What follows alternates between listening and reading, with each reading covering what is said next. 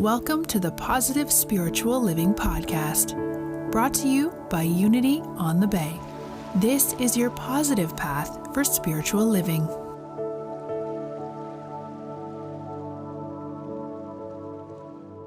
So that you might find yourself in the position of living an optimal life, which is what the last 2 weeks and this morning have been about for me, sharing with you my own principles and my own forms and systems for raising my life up to a level where I can really feel optimal about everything I'm experiencing. And by optimal, I mean rich, rewarding, satisfying, and fulfilling. How many of you would like to have all those ingredients, not just once in a while, but every day, every morning, every moment of your life, to live an optimal life? And I'm in the room this morning to tell you that that is the way your most benevolent Creator has intended you to live. Not with occasional ups and downs and arounds and so forth, optimally, where each and every breath you take is done so consciously, and you recognize the gift that your life is, and you recognize the important assignment that has been given to you by that which created you, which is to identify what is important to you and live in integrity with it. And I'm not talking about what your parents, as wonderful as they may have been, or your third grade school teacher, or your pastor when you were a youngster. I'm not talking about what they told you was important, because I don't believe anybody else can tell you what is important to you. You have to explain that to yourself. You have to discover it and articulate it to yourself. And what's important to you is not going to be the same as what is important to me or what is important to anybody else, because you're unique. And so there is resting within you a set of values, a set of important issues, experiences, things that represent the longing of the desire of your heart. And so often we sell these out in an attempt to live out of what somebody else has told us is valuable. And because they told us it's valuable, we're running after it.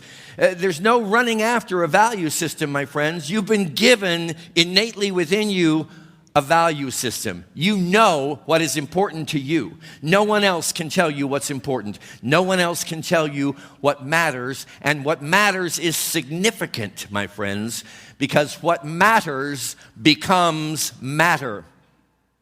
What matters to you, what you place priority on, what you give focus and energy to, becomes your experience. What matters becomes literally physical matter in your day-to-day experience. So I hope that all of you have spent even a little bit of time giving some thought to what's really important to you. And then once you decide what's important to you, you have another question to ask, which is, what the heck am I doing here? What am I doing here? You know, people for endless ages have been seeking out religious authorities to tell them, why are we here? And sometimes we find something that works for us, and sometimes we don't. And the reason it's inconsistent is because nobody can tell you why you're here. I don't know why you're here, and no one else knows why you're here, but you know why you're here. At the center of your being, at the core of your existence, you know exactly why you're here. And the reason why you're here is not like anybody else's reason for being here. Again, you are unique. You are an original. You have a purpose for being that is not shared by another single soul on the planet. And oh, the feeling, my friends, when we begin to recognize what is important to us, when we craft a vision, a purpose for our life born out of that which we have come to conclude is important to us, and we live in integrity with it, it is a rush. And trust me, in days gone by, I've had some pretty good rushes. Nothing like this one. This is the real deal. And I'm not selling you a set of values this morning. I'm just telling you, you have the ability to go inside of the center of your being and find out your value system, what's important to you. And when you begin to live in integrity with it, you're going to feel so powerful and so efficient, because you're not going to be wasting any of your energy trying to fulfill somebody else's important needs. You're going to be fulfilling your own, and I guarantee you, When you are fulfilled, everyone in your circle of influence begins to feel that fulfillment. And they'll start asking, what the heck are you doing? Well, I just sat down one day and tried to figure out what was important to me. And then I tried to live in integrity with it. I tried to create a purpose for my life born out of what I found to be valuable. And you can do the same thing. Now, you see, when we do this, when we get off the apparent incessant need to find a value system that works for the masses and instead recognize that we each have an individual value system, then conformity flies out the window. And in its stead comes beautiful originality. Each one of you is an original. So why do we insist so much on being like everybody else? So today would be a wonderful day for you to spend even a few minutes when you get home and think about it. What's important to me? What really matters to me? And how can I create a purpose for my existence that reflects what matters to me? And I guarantee you, you can do this, my friends. It's your God-given assignment. Perhaps you forgot about it, but I'm here but for one reason this morning, and that is to be your mirror and say, wake up. Wake up. It's important that you know what's important to you. It's important that you create a purpose and a reason for your life that reflects what is important to you. And this morning, we're going to be talking about the third question, which is, how am I doing? And what I'm talking about with this question is, how am I doing in terms of matching my everyday activities and behaviors with that which I have established to be important in my life? This is called divine alignment, aligning your life, your behaviors with what's important to you. And if you're like me, there are going to be many times throughout the day where you're going to recognize that certain behaviors that you are engaging in are not in alignment with what you have come to determine is most important for you. That's okay. In fact, that's the common denominator amongst all human beings. We all have little pockets that lack integrity, where we are not living in complete accord with that which we have determined to be important. This is not an opportunity, as I said last week, for you to start beating yourself up. I did it again. I'm back in this habit. I'm eating food that isn't good for me, and I declared that one of my values was healthy, vibrant living. That's okay. We're not here to get upset with ourselves. We're just here to say, point of awareness, my behavior is not in alignment with what is important to me. And just that realization alone, my friends, will begin to gently and lovingly draw you into greater accord so that you are living a life of integrity. A lot of people think a lot of different things about the subject of integrity. A lot of times they think it has to do with other people. No way. You're out of integrity. You told me you were going to do this, and then you didn't do it. That's not integrity. What did you tell yourself you were going to do? And how well are you doing it? That's integrity. That's self-alignment. And anytime you're preoccupied with trying to align somebody else, just know this: it ain't the best investment of your time or energy. And you got plenty to do, my friends. Honest moment here. We all got plenty to do to keep ourselves in alignment with our own value system. So we don't need to be pointing fingers out here at anybody else. Just, where am I out of alignment, and how can I come back into alignment? Now, to understand this completely, I'm going to ask you to recognize with me something, a distinction. Charles Fillmore, the co-founder of the Unity Movement, referred to human understanding as opposed to spiritual discernment. Human understanding is when you take the reports of your five senses as they are coming to you. This looks this way. This sounds that way. Whatever it might be, your five senses are giving you reports, and your human understanding arrives at a conclusion that creates a perception in your world. With spiritual discernment, you don't pay much attention to the five sense reports. With spiritual discernment, you seek to transcend the five sense experience. That's why when we meditate, we close our eyes. And then from that space, from that place of realization, we begin to receive messages. We begin to receive ideas, opportunities that seemingly drop into your life out of nowhere, but actually they're from God, and actions. These are inspired ideas, opportunities, and actions. They are not motivated. We're not trying to make stuff happen here. For so many decades, I was an avid, devoted goal setter. Do we have any real good goal setters in the room?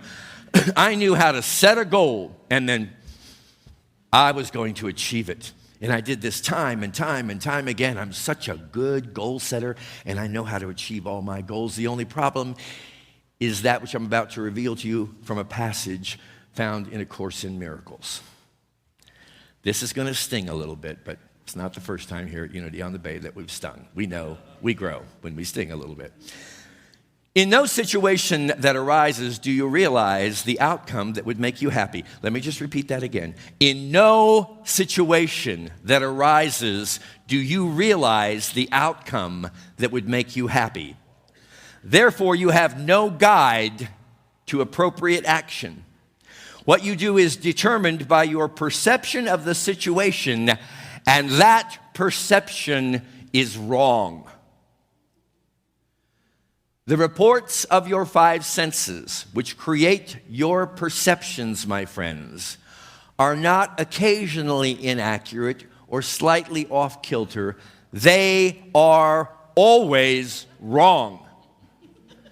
The reports of your five senses are wrong.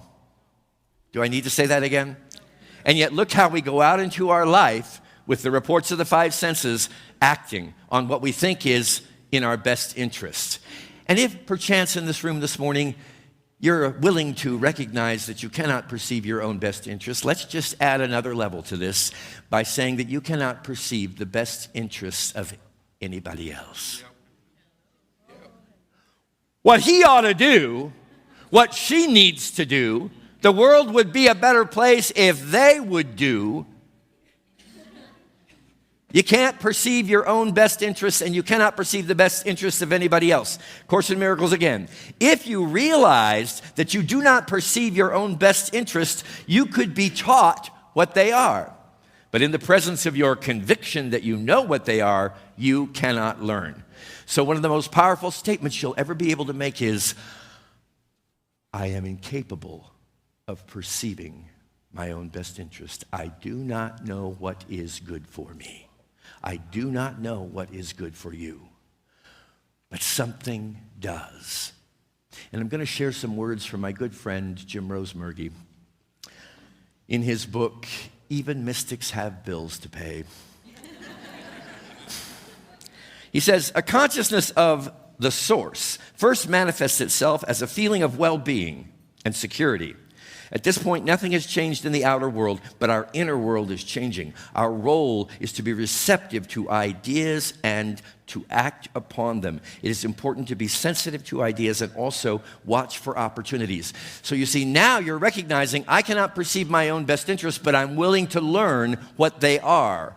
And I'm going to learn what my best interests are from something higher within me, something deeper within me.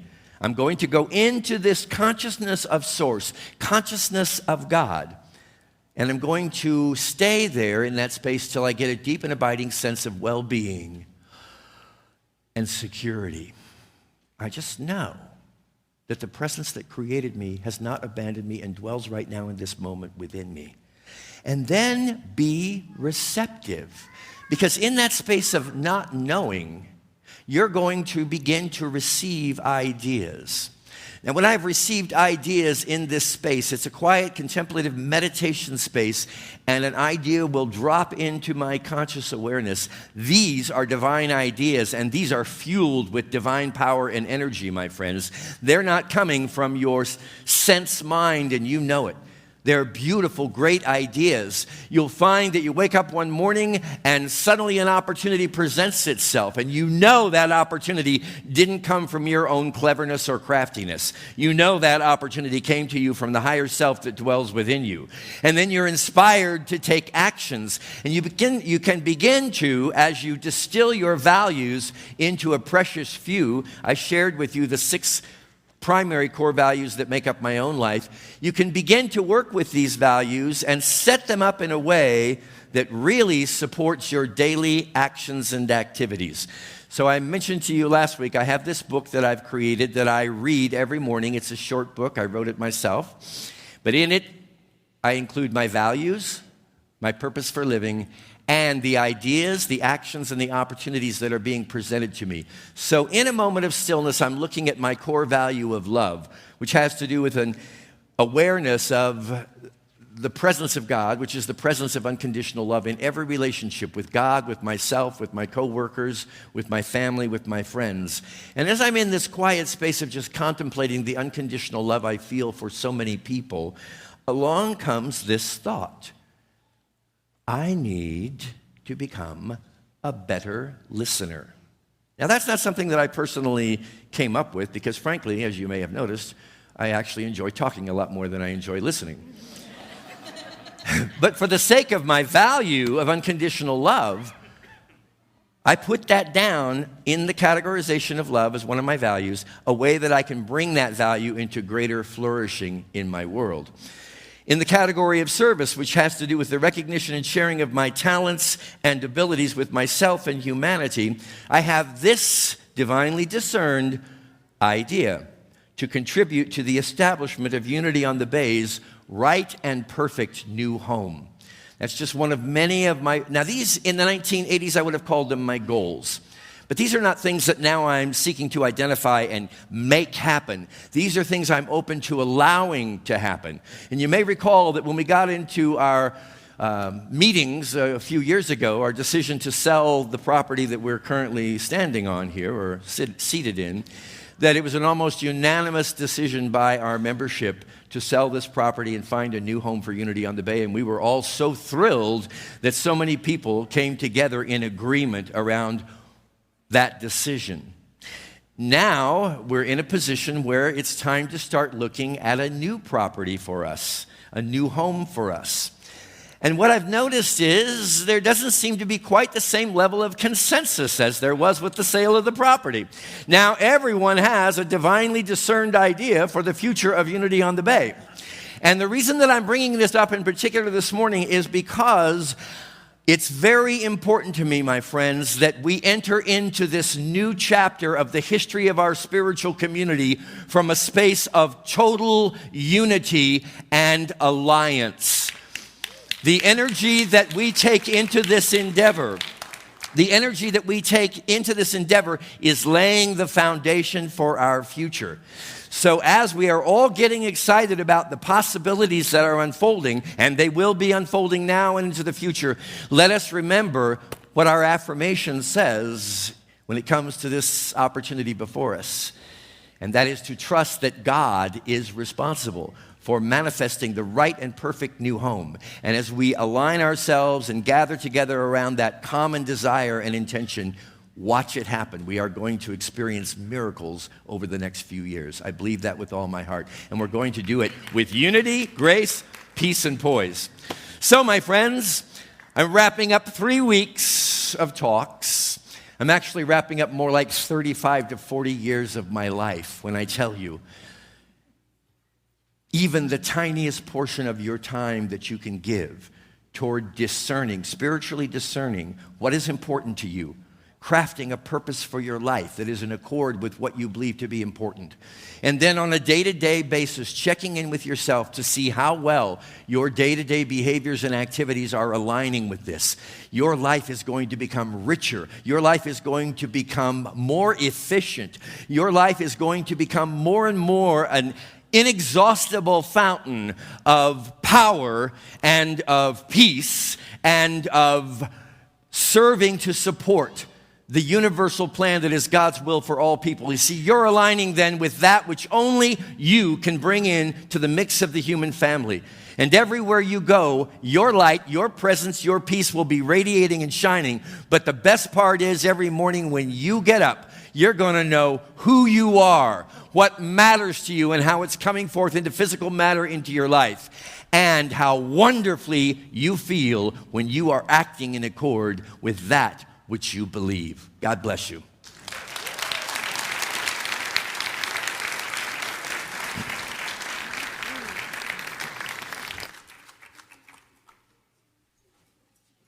Such a powerful message, wasn't it? Yes, that energy of acting in accord, right? That just opens up everything in our lives. And In this moment, you actually have an opportunity to act in accordance with another value, and that is the value of giving. Tithing is not only something that we teach here at Unity on the Bay, we also practice it as an organization. Just last month, because of your giving, we were able to tithe close to $12,000. So let's give ourselves a hand for that, right? And it was important because we gave it to really, really important places. We gave to Unity Worldwide Ministries. We gave to Unity Village in Missouri. We gave to Southeast Unity Region. We gave to Gold Treasure Coast Unity Sub-Region. We gave scholarships and/or spiritual development for individuals here at Unity on the Bay. And we also gave to individuals who were having financial hardships in our community. So your giving does make a difference. Feel the gratitude in this moment as we give you a few moments of silence to prepare your financial gift.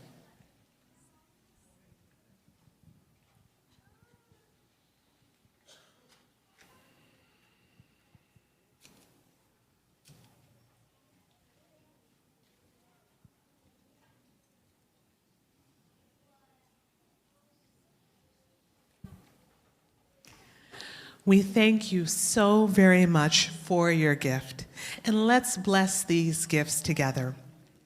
Divine love that I am blesses all that I give and all that I receive.